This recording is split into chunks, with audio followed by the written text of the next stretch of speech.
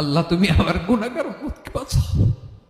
এই দুনিয়ার বুকে রব্বুল আলামিন সব নবীকে একটা করে দাওয়া মুস্তাজাবা দিয়েছেন, মানে যে দোয়া করলে কবুল হয়ে যায় সাথে সাথেই। দুনিয়ার সব নবীরা ওই দোয়াটা দুনিয়ায় করে ফেলেছে।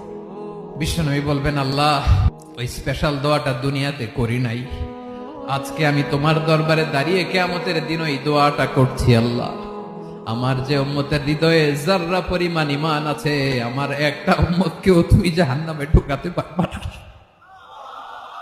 বিশ্বনবী পাগলের মতো একবার হাউজে কাউসারে যাবেন, একবার সিরাতে যাবেন, একবার পুলসিরাতের দিকে, একবার হাউজে কাউসারের দিকে পাগলের মতো দৌড়াতে থাকবেন, তার কোন গুনাহগার উম্মত যাতে জাহান্নামে ঢুকে না যায়।